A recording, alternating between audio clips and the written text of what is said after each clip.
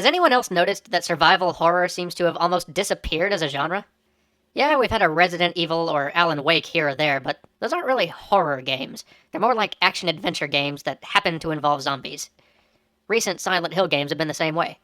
Just because you got boogeymen and skeletons in there doesn't necessarily make it a horror game. So what is true horror then? Horror is about human psychology. It's about understanding those primal fears that have tormented mankind since its early history. Horror is about the irrational and the breakdown of our modern faith in logic and the fundamental order of the world. Horror is about all those things which drive us toward our darker impulses and justify our most bestial actions. Horror is about hopelessness and facing things so unimaginably greater than ourselves that, for all of our self-importance and assurance of our place in the universe, we're nothing before them. Our fascination with horror is in understanding our irrational impulses, in looking past the everyday and embracing, vicariously, some element of our savage animal selves. In horror, the villain's far more fascinating to us than the protagonist, because the villain allows us to peer deep into some of the most repugnant, yet tempting, aspects of our nature. Horror is also cathartic, because it allows us to explore all those unpleasant impulses, and gives context to some of the unpleasant moments in our own lives. We all experience a little horror now and then. None of us go about our lives completely free of fear or despair. We all cling to little secret superstitions and tiny phobias, and it is horror that lets us purge those sentiments by exploring them. As an interactive medium, video games are perhaps the best medium ever created for experiencing simulated scenarios of dread. So, what happened? Where did all the horror games go? Well, oddly enough, one of the main reasons horror games aren't so much about horror anymore is due to how much technology has improved. Remember how foggy the environments in the first Silent Hill games were? Well, that fog wasn't just there for atmosphere. The game was relying on it to hide objects in the distance, because the PlayStation couldn't render more than a few hundred polygons at a time. Even PS2-era games, like Fatal Frame, were helped by technology limitations. They could get away with indistinct character models and textures, because the player's imagination helped to fill in the rest. But today, with the level of rendering power behind the PS3 and the Xbox 360, there's a great temptation for studios to render everything crisply and cleanly, in order to provide a truly high-fidelity experience, exposing every minute detail of every model in the game. But horror relies on psychology, and we will always scare ourselves better than someone else can, if we're put in the right frame of mind. Which leads us to our next point: mystery.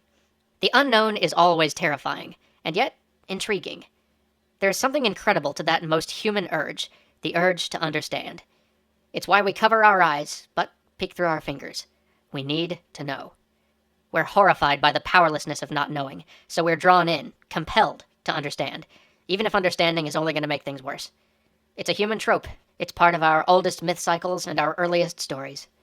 This desire was an essential part of early horror games. They would set up an inexplicable situation and leave the player to make sense of it over the course of the game. They would use the mystery of what's really going on to lure the player along, leaving them to guess at the meaning of vague hints and innuendos. By doing this, they created an inherently compelling narrative and played on the tension between the player's desire to flee and the need to know more.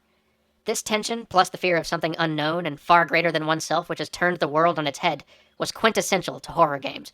But that seems to have almost completely disappeared in the most recent console generation. What happened?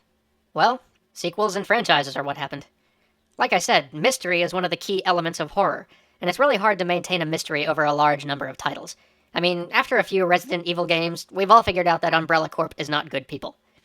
Losing that mystery is part of what pushed established horror franchises into the action genre. Now that the horror is known and the monster has been seen, there's really nothing left to do but charge in there, guns blazing, and take it out. But this brings us to another point: money. Unfortunately, well-loved franchises often continue to sell long after they have jumped the shark. Hedgehog, I'm looking at you. This makes it very tempting for studios to keep milking an existing franchise because it's far less risky than trying to establish a new one. But there's another economic problem afflicting horror games. The unfortunate reality is, the horror genre just doesn't sell as well as action-adventure does. And AAA games aren't cheap to make, so a lot of horror franchises are trying to go for greater mass appeal to ensure a profit. A decade ago, with a little luck, you could see a profitable return on a niche game. But today, when you're trying to recoup $20 to $40 million, well, it becomes very tempting to just aim for the broadest audience possible. As gamers, if we want more real horror games, we're going to have to show developers that we don't need the flashiest graphics and the most photorealistic characters to buy a horror game. Otherwise, developers will be forced to keep diluting their horror games to reach a larger market. They won't have a choice. Luckily, for those still interested, there are still places to experience some of the elements of horror. Games like Demon Souls or the Dear Esther Half-Life mod manage to tap into the same secret places that true horror titles do. I know they don't really look like horror games on the surface, but they still evoke that same sense of mystery and dread, just through the fundamental mechanics of the game. So, will horror come back? Maybe. We may just have to look a little deeper to find it, is all. But if we consumers are willing to do the work to show that this genre is still viable, the next generation of horror games will come. And they'll come from designers who've had the opportunity to learn from the games being released today, learned how to look past the aesthetics of horror, and incorporate psychological dread into the very mechanics of the game itself. That's going to make for some very potent horror games, let me tell you.